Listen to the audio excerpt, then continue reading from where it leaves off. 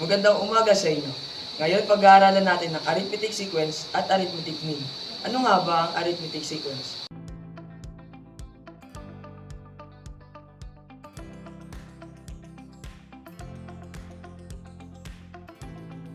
Now, what is an arithmetic mean?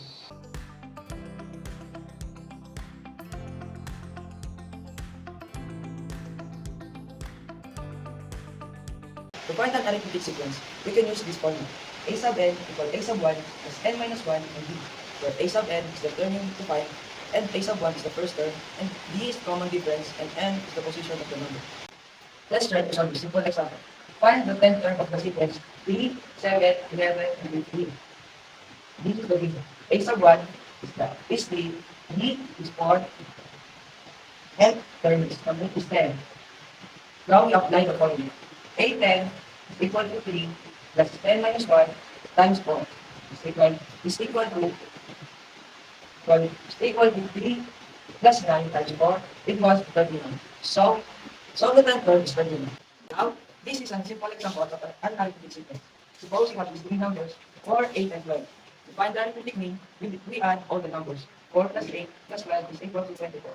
Now, we divide this out with how many numbers we have. 24 divided by 2 is equals to 8. So 8 is the arithmetic mean, which is also called the average. Hello everyone! Are you ready to solve? If yes, then be prepared to answer these two questions for arithmetic sequence. Be sure to listen carefully because you only have 5 seconds to answer. Okay, so to start off, question number 1. What constant future defines the pattern of an arithmetic sequence? Okay, ready, set, go!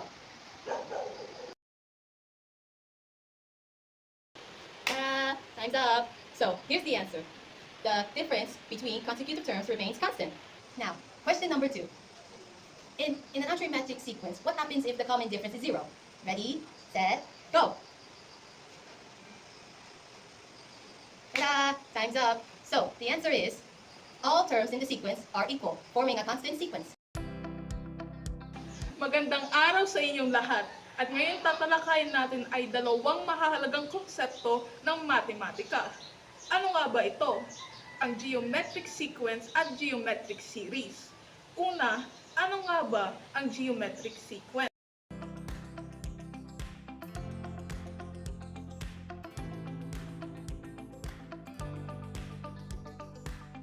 Ngayon naman, ano ang geometric series?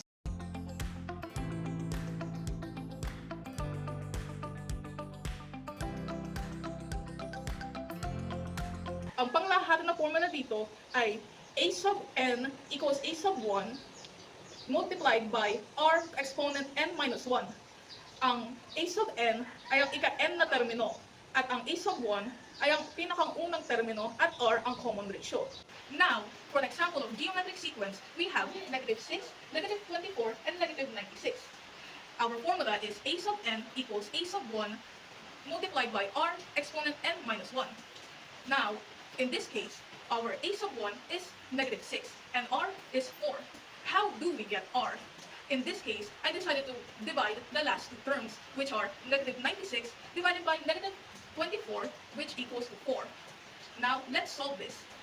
A sub 10 equals negative 6 multiplied by 4 exponent 10 minus 1. We first tackle the exponent, creating a sub 10 equals negative 6 multiplied by 4 exponent 9. Then, we multiply 4 to the power of 9, which makes a sub 10 equals negative 6 multiplied to 262,144. Then, we multiply 6 to the current value, which is a sub 10 equals 1,572,864 in total. Ang formula para sa kabuuan ng unang n na termino ay s sub n equals a sub 1 multiplied by 1 minus r exponent n divided by 1 minus r. Now, for an example for geometric series. Our example for this one is 1 plus 3 plus 9 plus 729. Our formula is the same as geometric sequence, which is a sub n equals a sub 1 multiplied by r exponent n minus 1. Now, how do we get r? We get r by dividing 3 and 9. 9 divided by 3 is 3. Now, our a sub n will be 729 as there is no specific term to be found. and our a sub 1 will be 1. Now let us solve this. 729 equals 1 multiplied to 3 exponent n minus 1. Then we simplify 729 into 3 to the power of 6 equals 3 and exponent n minus 1.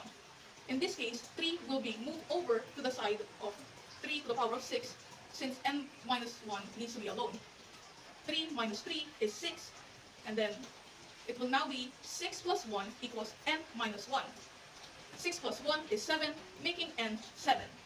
Now, we can find the sum for 1 plus 3 plus 9 plus 729 by using the formula s sub n equals a sub 1 multiplied to 1 minus r exponent n over 1 minus r. This will be formatted as s sub n equals 1 multiplied to 1 minus 3 exponent 7 over 1 minus 3. Now we first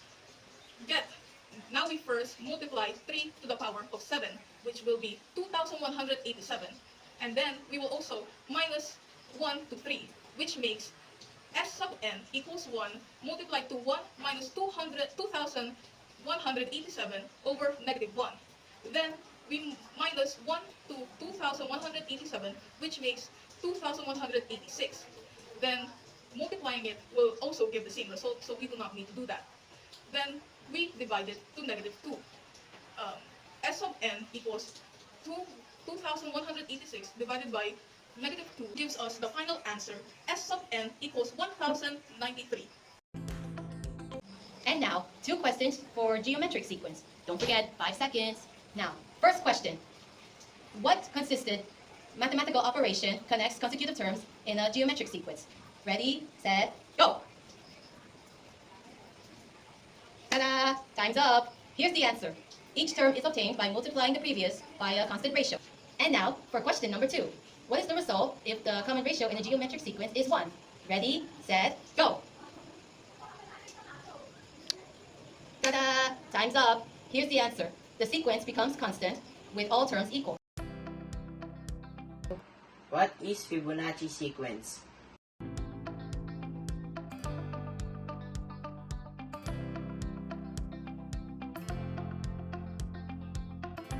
So example, we have 0, 1, 1, 2, 3, 5, 8, 13, 21, 34, 55.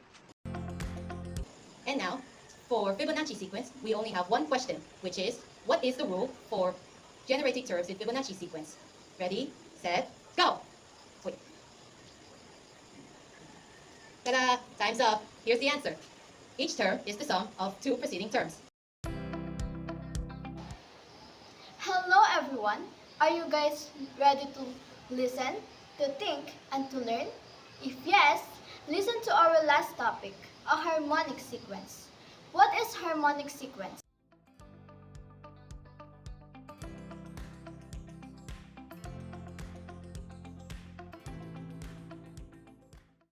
And now, let's solve one harmonic sequence. But before that, let us know what is the formula of harmonic sequence. The formula of harmonic sequence is Hn is equal to 1 over a sub 1 plus n minus 1 times d. Now, let us solve the given equation or the given sequence. 3 over 8, 3 over 11, 3 over 14, and 3 over 17. Find the 10th term. To find the 10th term, first, get the a sub 1, which is 3 over 8. Then, reverse it, so it will become 8 over 3. Then, to find the common difference, get 3 over 17 and 3 over 14. And reverse it again. So 3 over 17 will become 17 over 3 minus 3 over 14 will become 14 over 3 is equal to 17 minus 14 is equal to 3. Then copy the same denominator, which is 3 is equal to 1. And now to solve this equation or sequence, a sub 10 is equal to 8 over 3 plus 10 minus 1, and the common difference 4 is equal to 8 over 3, 10 minus 1 is equal to 9, with visible 1 denominator. So 8 over 3 plus